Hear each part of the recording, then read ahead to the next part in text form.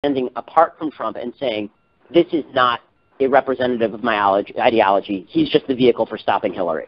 But what's happening, and again, to get back to my original argument, what's happening here is people are now beginning to go along with all of the bad things about Trump and pretend they're good things about Trump because they want to feel better when they pull the lever. I don't think anyone should feel good when they pull the lever. I'm not going to feel good if I don't pull the lever. Right? There are no good solutions here. Everyone should feel like shit this entire election cycle because that's the shitty choice we've given ourselves. Right. And so the question becomes, okay, do you think it's easier or harder? Like, clearly you think that there's an ideology that matters that's not just anti-left. Not everything that's just anti-left. There are gradations as to what is good and bad within anti-left. I mean, right? There's the alt-right, which I think is just a shit show. They're anti-left. And then there's, Ted Cruz's ideology, which is anti-left. I think they're not the same thing. Right. Whoever runs the anti-left movement, that's the party. It's not enough for me to just say I'm against the left. It's also, what do I want? What do I think is going to, in the end, defeat the left? And I don't think what's going to defeat the left is Trumpism. I think that Trumpism is half leftism. Oh, it is. It is.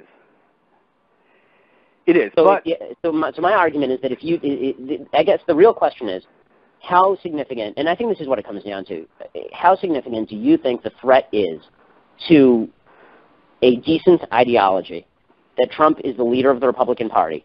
If you don't think the threat's that significant, if you think that he can be president, that he'll just be, kind of a shit show for 4 years, and then there's a future for the Republican Party that moves back toward a better ideology and toward people who aren't complete clowns and all this, then you say, okay, fine, well, he's a black swan candidate, but and I don't like him very much, I'll vote for him, and then things will kind of go back to normal.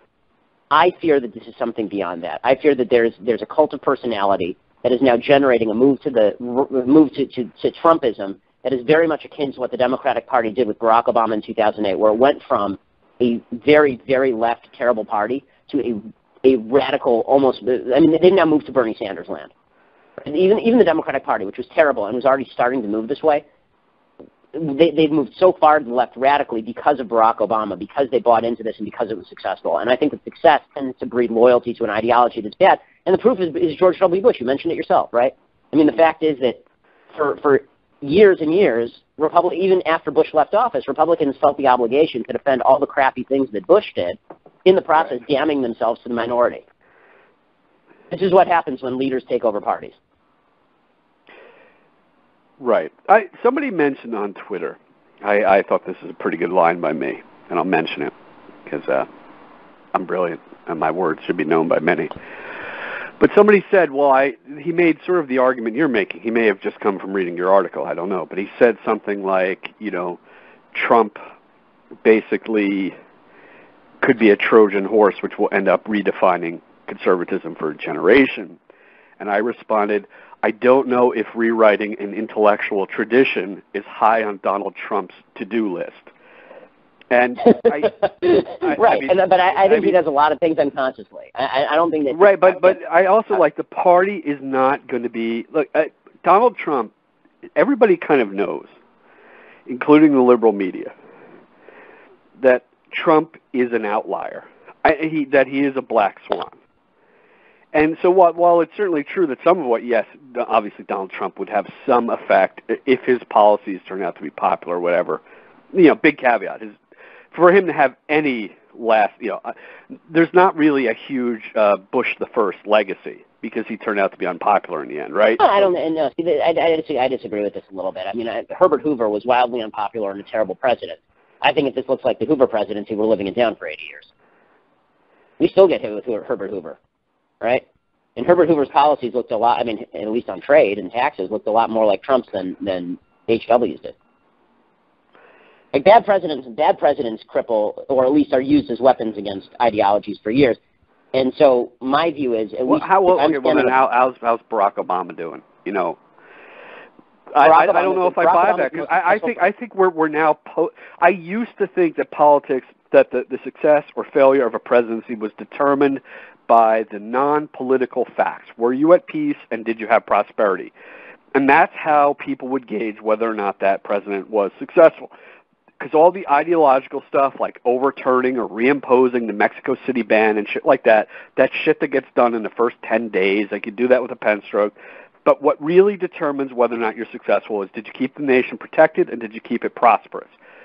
Barack Obama has now been at war for 7.5 years and has delivered a grindingly miserable economy. And yet I think we're kind of past whether or not you've delivered good facts. It is now purely ideological.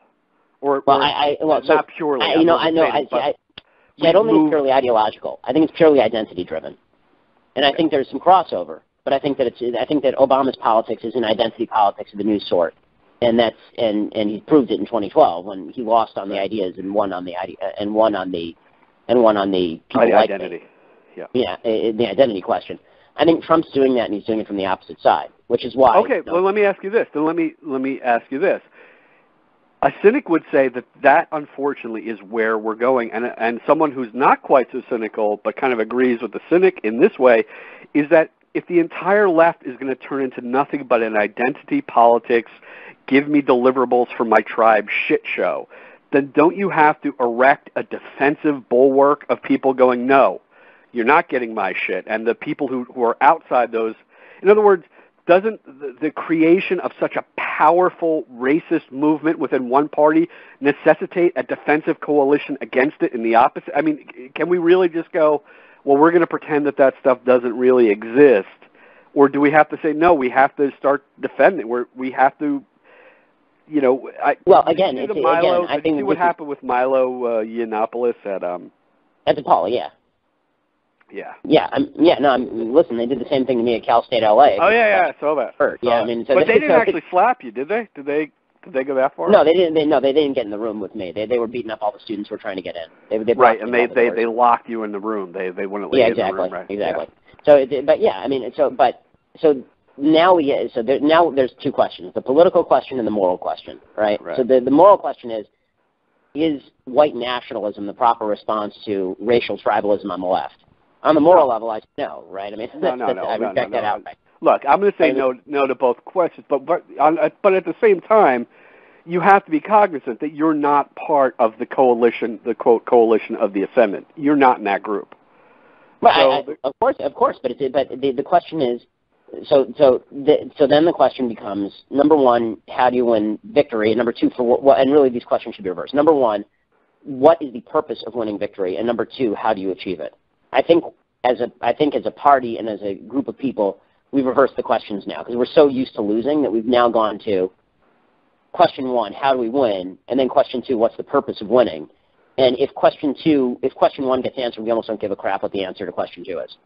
Right. Okay, so we win. And then we get a president who takes us toward the cliff slightly slower, but he's popular, but he, puts us back behind the economic 8 ball, and he grows government, and he re-enshrines the idea that government's supposed to pay for everything. I mean, it all comes back to that same question. How much damage is Trump going to do to the conservative movement, or if there is a conservative movement, what should that movement look like? Let me throw in one. You almost have me on the never Trump bandwagon now, except for judges. And don't tell me you don't know which judges Trump would appoint, because the thing is, which judges Hillary would appoint. You know that part of the. So you can't every bad argument about Hillary Clinton I accept.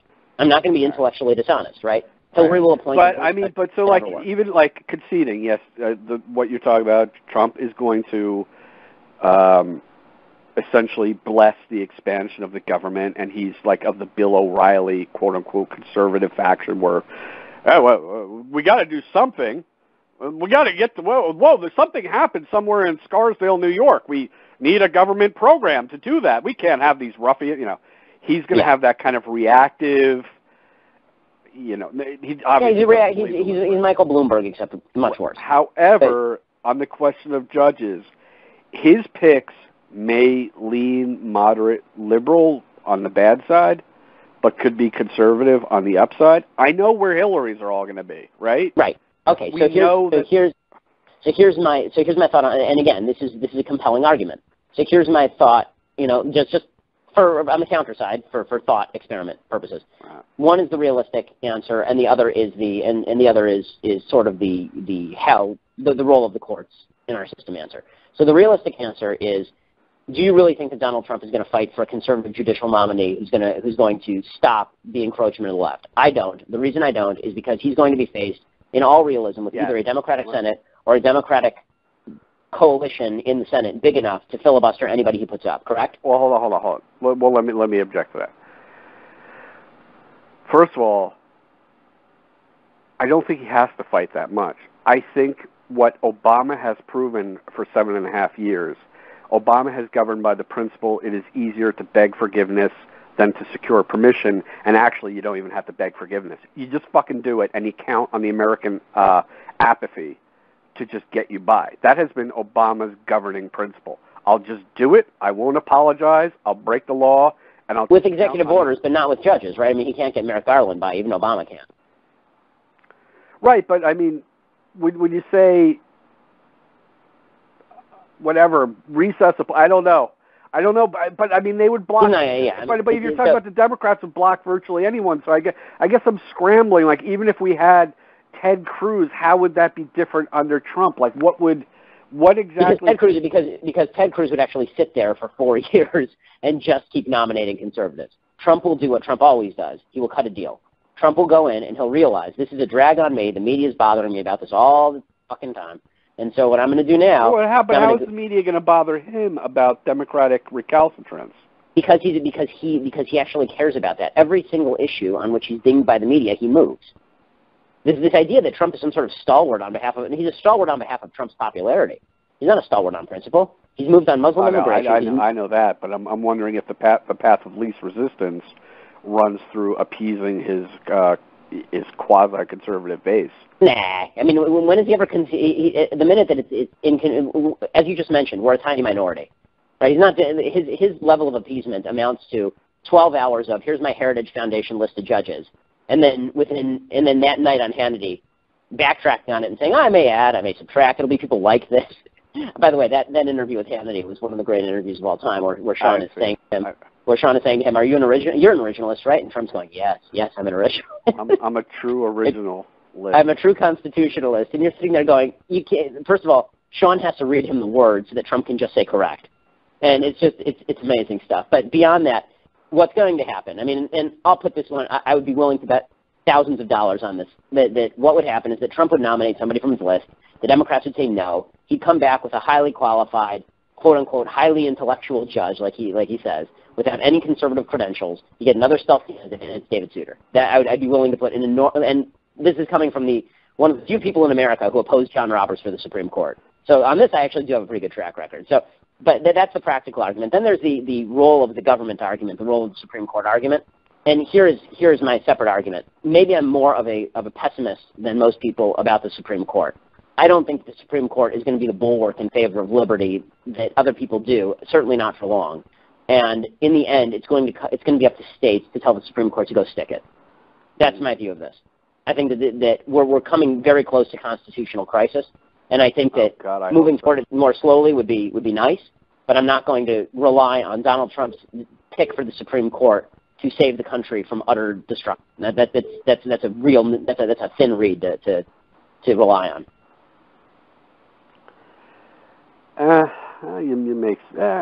You make sense, and yet he would still be preferable to Hillary. I know Hillary. Again, I can't.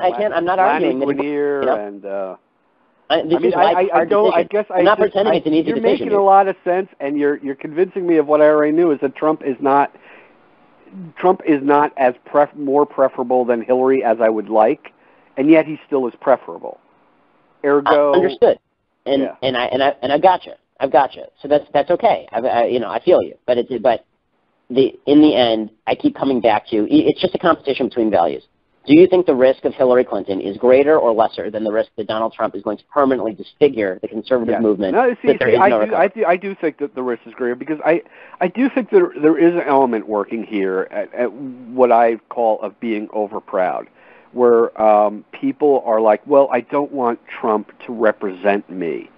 I don't want Trump to be the avatar representing my values, but he doesn't. And this is a purely transactional thing. If this were really true, if he weren't the avatar of look, I'm not worried about him being my avatar because I don't back him. But I can tell you this: the amount of focus. Here's what I find odd, and this is where I think this argument goes a little awry. What I find interesting.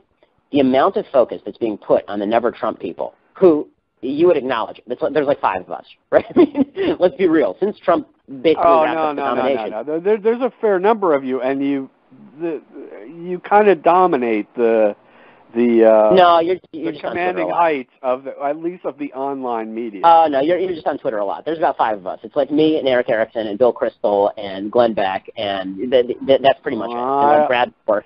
Dude, I had like 5 people agreeing with me yesterday. Everybody else was like, "You're a fucking fascist." Well, dude, I think that we probably have reverse Twitter feeds then. I can tell you that ain't what's on my notification. Maybe that's just because the alt-right has found me, but Sorry, I meant to because I saw some of the reports. Oh no, it's fine. Yeah. And that's another thing, by the way, I wanted to point out is that a lot of this is based on which of these cadres makes you the most angry. And I've been off Twitter for a while, and I only give Twitter basically to annoy Rubio people. It's true. I don't know why. I just love kicking them, but. If you're not, it's like a lot of when I was talking yesterday, I went back to Twitter for my, just to argue this point. And a lot of people, like a person called Optimizer Jr., he quoted you and then a alt-right type replying to you saying something, Ben Shapiro, Jew, something, that kind of a thing. And he goes, your reply, he's saying this to me, he said, your reply. And I said, well, obviously he's a monster, but that in no way changes the fact that Hillary Clinton is a terrible, vile, repulsive woman who's drunk and brain damaged. But I think I got a lot of that type of thing where people are like, I think that I will not associate with this ilk, and I'm like, well, I get that you don't want to. I understand that, but. Just like you're saying, well, us never Trumpers are only 5 people. Certainly, I think that this group of racists is more than 5 people, and yet it's still not a large segment. And this segment has what bothers me about that. What bothers me about the alt-right is not the alt-right, which I was shocked to learn is even a thing. But more what bothers me is Trump's open pandering to the alt-right. Right, that bothers me. What bothers me is Donald Trump doing his shtick where he doesn't recognize David Duke or the KKK.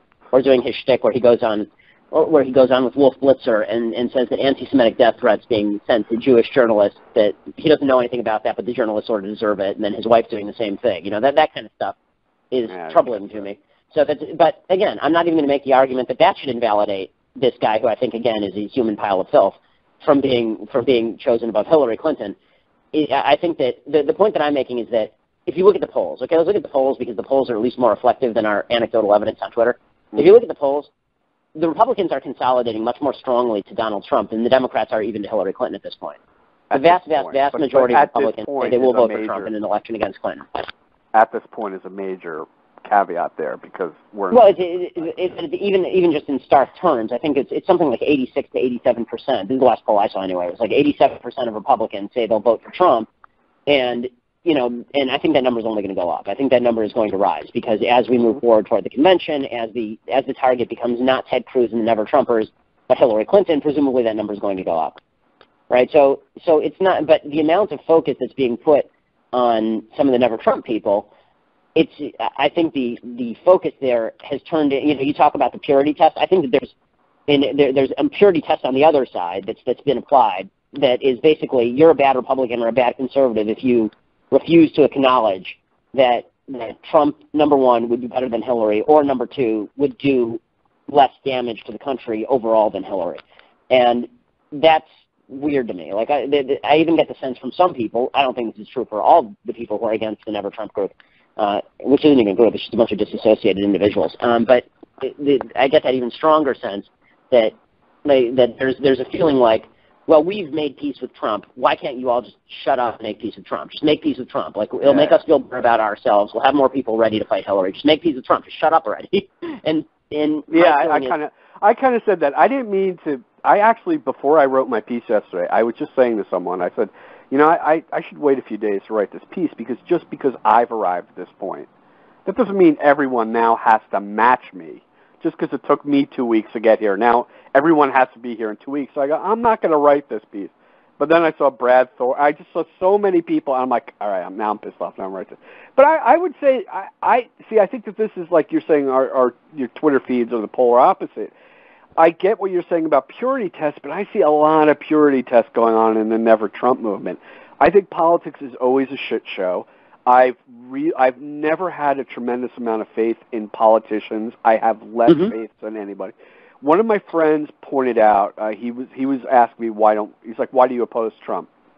And I gave him my reasons. But then he said, don't you think Trump would be a great way to show what a clown show this entire corrupt system is? There is the ironic argument for Trump. Yeah, there's the ironic argument for Trump. But it's a nihilistic argument, but I can't say I don't kind of like it. I hear that, and I've said it myself. I feel like the Joker just set the piles of money on fire, chase the car. It doesn't matter if you catch the bumper. I hear. There's a certain amount of like purity signaling going on among. It's hard to argue that it's a purity test when I voted for John McCain and Mitt Romney, both of whom I really disliked.